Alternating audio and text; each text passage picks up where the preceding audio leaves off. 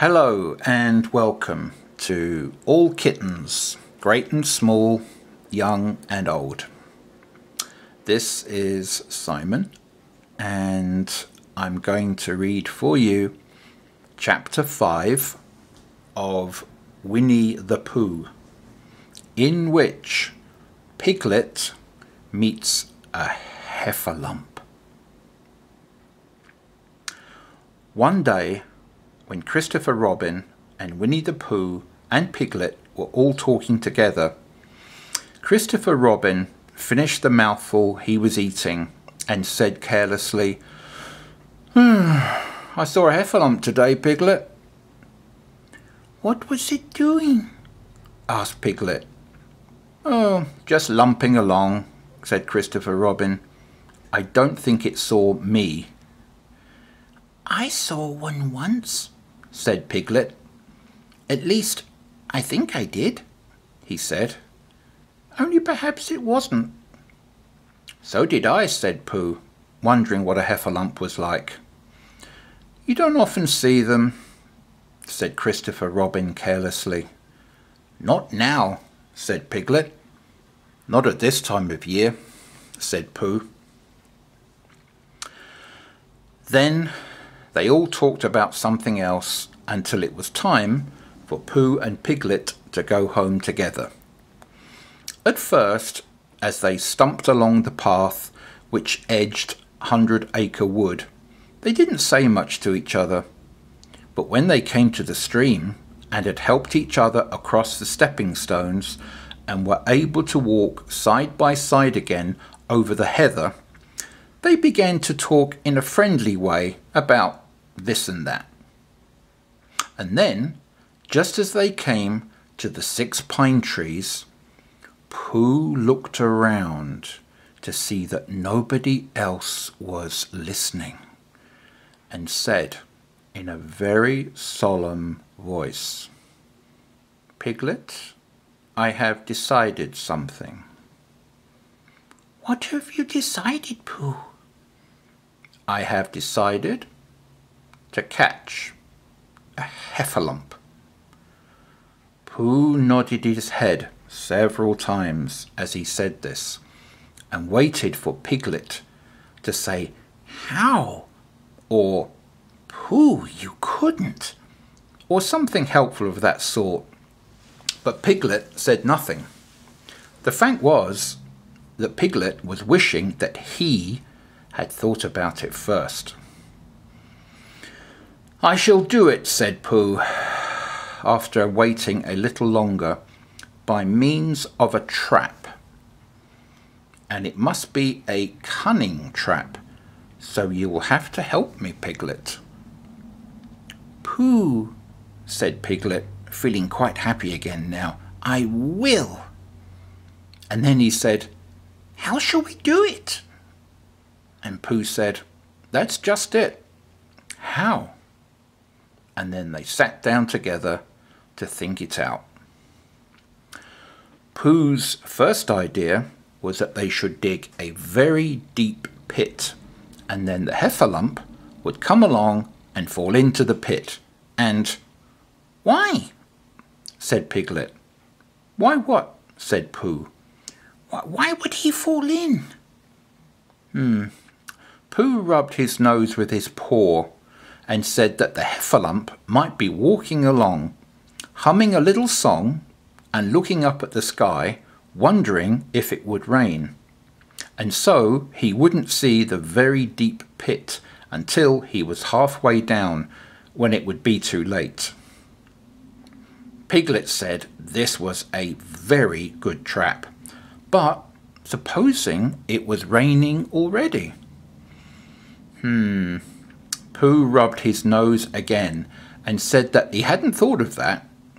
And then he brightened up and said that if it was raining already, the heffalump would be looking at the sky, wondering if it would clear up, and so he wouldn't see the very deep pit until he was halfway down, when it would be too late.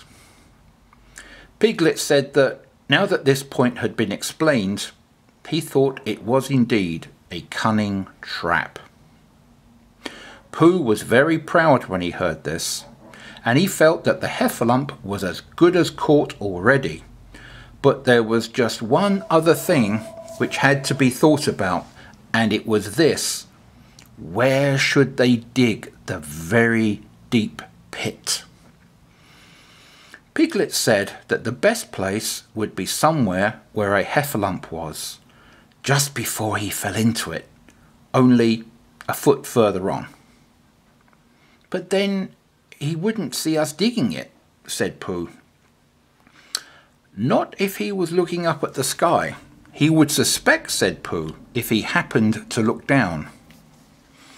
He thought for a long time and then added sadly, "It isn't as easy as I thought. I suppose that's why heffalumps hardly ever get caught." That must be it, said Piglet. They sighed and got up, and when they had taken a few gorse prickles out of themselves, they sat down again. And all the time Pooh was saying to himself, "If only I could think of something," for he felt sure that a very clever brain could catch a heffalump if only he knew the right way to go about it. "Suppose," he said to Piglet, "you wanted to catch me. How would you do it?" "Well," said Piglet, "I should do it like this. I should make a trap, and I should put a jar of honey in the trap. And if you would smell it, and you would go in after it, and I would go in after it," said Pooh excitedly, "only very carefully so as not to hurt myself. And I would get to the jar of honey, and I should lick around the edges first of all, pretending that there wasn't any more, and then I should walk away and think about it for a little, and then I should come back and start licking in the middle of the jar, and then, yes, well, never mind about that. There you would be, and there I should catch you.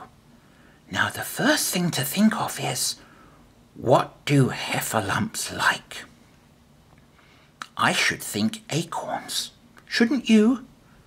We'll get a lot. I say, wake up, Pooh." Pooh, who had gone into a very happy dream, woke up with a start and said that honey was a much more trappy thing than haycorns. Piglet didn't think so, and they were just about to start arguing about it when Piglet remembered that if they put acorns in the trap, he would have to find the acorns, but if they put honey in, then Pooh would have to give up some of his own honey. So he said, "All right, honey it is then." Just as Pooh remembered it too, and was going to say, "All right, haycorns it is." "Honey," said Piglet to himself in a thoughtful way, as if it were now settled, "I'll dig the pit while you go and get the honey." "Very well," said Pooh, and he stumped off. As soon as he got home, he went to the larder, and he stood up on a chair and took down a very large jar of honey from the top shelf. It had honey written on it, but just to make sure, he took off the paper cover and looked at it, and it looked just like honey. "But you never can tell," said Pooh. "I remember my uncle saying once that he had seen cheese just this colour." So he put his tongue in and took a large lick. "Yes," he said, "it is. No doubt about that. And honey, I should say, right down to the bottom of the jar. Unless, of course," he said, "somebody put cheese in at the bottom just for a joke." Perhaps I had better go a little further, just in case heffalumps don't like cheese. Same as me. Ah, and he gave a deep sigh. I was right. It is honey right the way down to the bottom. Having made certain of this, he took the jar back to Piglet, and Piglet looked up from the bottom of his very deep pit and said, "Got it?" And Pooh said, "Yes, but it isn't quite a full jar," and he threw it down to Piglet. And Piglet said, "No, it isn't. Is that all you've got left?" And Pooh said, "Yes," because it was. So Piglet put the jar at the bottom of the pit and climbed out, and they went off home together. "Well, good night, Pooh," said Piglet when they had got to Pooh's house. "And we meet at 6 o'clock tomorrow morning by the pine trees, and see how many heffalumps we've caught in our trap." 6 o'clock, Piglet. And have you got any string? No. Why do you want string? Well, to lead them home with. Oh, I think heffalumps come if you whistle. Well, some do and some don't. You never can tell with heffalumps. Well, good night. Good night. And off Piglet trotted to his house, while Pooh made his preparations for bed. Some hours later, just as the night was beginning to steal away, Pooh woke up suddenly with a sinking feeling. He had had that sinking feeling before, and he knew what it meant. He was hungry. So he went to the larder, and he stood up on a chair and reached up to the top shelf and found nothing. "That's funny," he thought. "I know I had a jar of honey there. A full jar, full of honey, right up to the top, and even had honey written on it, so that I should know it was indeed honey. That's very funny." And then he began to wander up and down, wondering where it was, and murmuring a murmur to himself, like this: "It's very, very funny, 'cause I know I had some honey, 'cause it had a label on saying honey. A voluptuous full up pot too, and I don't know where it got to. Nope, I don't know where it's gone. Well, it's funny." He had murmured this to himself 3 times in a singing sort of way, when suddenly he remembered. He had put it into the cunning trap to catch the heffalump. "Oh, bother," said Pooh. "It all comes of trying to be kind to heffalumps." And he got back into bed. But he couldn't sleep. The more he tried to sleep, the more he couldn't. He tried counting sheep, which is sometimes a good way of getting to sleep, and, as that was no good, he tried counting heffalumps. And that was worse, because every heffalump that he counted was making straight for a pot of Pooh's honey, and eating it all. For some minutes he lay there miserably. But when the 587th heffalump was licking its jaws and saying to itself, "Very good honey this. I don't know where I've tasted better," Pooh could bear it no longer. He jumped out of bed. He ran out of the house, and he ran straight to the 6 pine trees. The sun was still in bed, but there was a lightness in the sky over the 100-acre wood, which seemed to show that it was waking up and would soon be kicking off all its clothes.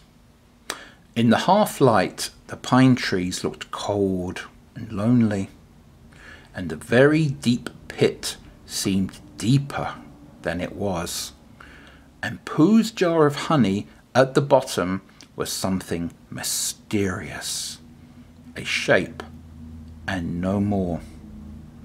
But as he got nearer to it, his nose told him that it was indeed honey, and his tongue came out and began to polish up his mouth, ready for it. "Oh, bother," said Pooh, as he got his nose inside the jar. "A heffalump has been eating it."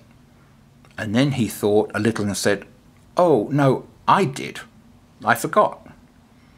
Indeed, he had eaten most of it, but there was a little bit left at the very bottom of the jar. And he pushed his head right in and began to lick. By and by, Piglet woke up. As soon as he said to himself, "Ooh," then he said bravely, "Yes." And then still more bravely he said, "Quite so." But he didn't feel very brave, for the word which was really jiggering about in his brain was heffalumps. What was a heffalump like? Was it fierce? Did it come when you whistled? And how did it come to you? Was it fond of pigs at all? And if it was fond of pigs, did it make any difference what sort of pig you were? Supposing it was fierce with pigs, would it make any difference if the pig had a grandfather called Trespassers William? He didn't know the answer to any of these questions, and he was going to see his first heffalump in about an hour from now. Of course, Pooh would be with him, and it was much more friendly with two. But suppose heffalumps were very fierce with pigs and bears? Wouldn't it be better to pretend that he had a headache and couldn't go up to the 6 pine trees this morning? But then suppose that it was a very fine day and there were no heffalumps in the trap. Here he would be in bed all morning, simply wasting his time for nothing. What should he do? And then he had a clever idea. He would go up very quietly to the 6 pine trees now, peep cautiously into the trap, and see if there was a heffalump in there. And if there was, he would go back to bed. And if there wasn't, he wouldn't. So off he went. At first, he thought there wouldn't be a heffalump in the trap. And then he thought, well, maybe there would. And as he got nearer, he was sure that there would be, because he could hear it heffalumping about like anything. Oh dear, oh dear, oh dear, oh dear, said Piglet to himself. And then he wanted to run away. But somehow, having got so near, he felt that he might just see what a heffalump was like. So he crept to the side of the trap and looked in. And all the time Winnie the Pooh had been trying to get the honey jar off his head. The more he shook it, the more tightly it stuck. "Oh, bother," he said, inside the jar, and "Oh, help," and mostly "Ow." And he tried bumping it against things, but as he couldn't see what he was bumping it against, it didn't really help him. And he tried to climb out of the trap, but as he could see nothing but jar, and not much of that, he couldn't find his way. So at last he lifted up his head, jar and all, and made a loud roaring noise of sadness and despair. And it was at that moment that Piglet looked down. Oh, help! Help! Cried Piglet. A heifer lump! A horrible heifer lump! And he scampered off as fast as his little legs would carry him, still crying out, Help! Help! A horrible heifer lump! Hoff, hop! A hellable horror lump! Hole! A hoffable hella lump! And he didn't stop crying and scampering until he got to Christopher Robin's house. "Whatever's the matter, Piglet?" said Christopher Robin, who was just getting up. F, said Piglet, breathing so hard he could hardly speak. Heavy lumps. Where? Up there, said Piglet, waving his paw. What did it look like? Like it had the biggest head you ever saw, Christopher Robin. A great enormous thing like nothing. A huge big, well, like, I don't know, like an enormous big nothing, well, like a jar. Well, said Christopher Robin, putting on his shoes, I shall go and look at it. Come on. Piglet wasn't afraid if he had Christopher Robin with him. So off they went. I can hear it, can't you? Said Piglet anxiously as they got near. I can hear something, said Christopher Robin. It was Pooh bumping his head against a tree root that he had found. There, said Piglet, isn't it awful? And he held on tight to Christopher Robin's hand. Suddenly Christopher Robin began to laugh. And he laughed. Oh my goodness, he laughed and he laughed. And while still laughing, crash went the heiferlump's head against the tree root. Smash went the jar, and out came Pooh's head again. Then Piglet saw what a foolish little piglet he had been, and he was so ashamed of himself that he ran straight off home and went to bed with a headache. But Christopher Robin and Pooh went home to breakfast together.